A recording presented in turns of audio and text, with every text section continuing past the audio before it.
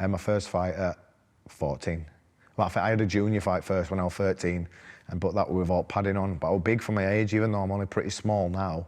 I was still pretty big. I fight now at 63.5 kilo. My first fight were at 60 kilo, so there wasn't much size difference at all. You said you started fighting at 14. Was that professional? My first pro fight, I had a junior fight at 13 and my first pro fight at 14. Is that legal to fight at 14? No. Well, they've changed everything now. I think you've got to like fight pro now. I think you've got to be 18, but back then it was 16. And I was lucky, no one ever asked for any sort of ID or anything like that, or like a passport or anything when he used to fight. They just say, have you got a fight? And Richard used to say, I've got a 16-year-old lad. And yeah, no one ever questioned it, because I looked quite old for my age, and so I got away with it. But I ended up like fighting men. So I was like 14 fighting men. I think when I was 15, I fought a 28-year-old, I think he was. I knocked him out.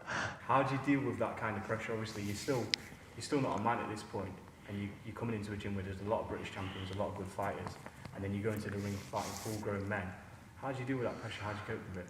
I was a bit young and probably just a bit cocky and arrogant, and it just never ever used to cross my mind that I was fighting a fully grown man at all. It was just like, this is a fight, and I just loved it.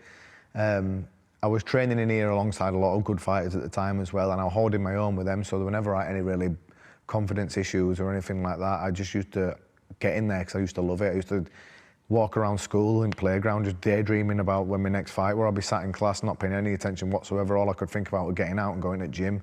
And eventually I started on the dinner hour running from my school, which is just down the road, up to the gym, doing some quick pads with Richard and then running back to school. And that was like on my dinner hour and stuff like that. So I was obsessed by the sport, and I was obsessed with fighting. And so it never really crossed my mind that I might get hurt here.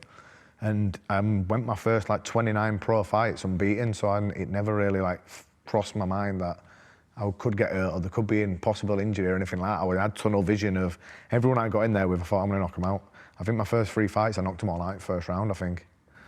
It's interesting that you kind of skipped school to run to the gym, to do pads, and then to go back to school. Did you kind of know at that point in your life, 14, 15, you was going to be committed to this forever? You said you're obsessive. How did that start? Yeah, probably did, to be honest. I knew just as soon as I had my first fight, I thought that was amazing. There'd never been no adrenaline rush like it in football or anything like that, which is what I was playing at the time.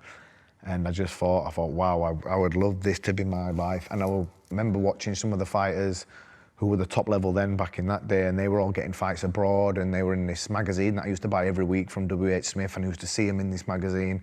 And I used to think, oh, I want my face on there. I'd love to be on the front cover of that magazine like some of these guys are. So yeah, it just took over my life totally. Like I say, some mornings I would just run to school as my fitness.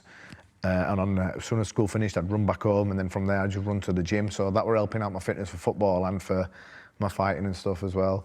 I'd be in here every chance I got. Like, and my mates were saying, "Oh, you're coming out tonight?" I said, "Nah, I can't. I'm in the gym. I'd be here literally like 4 or 5 nights a week," which was good as well, because, like I said before, like you said, it's a bit of a rough area, so like there's kids getting up to mischief a lot around here. So it took me off the streets.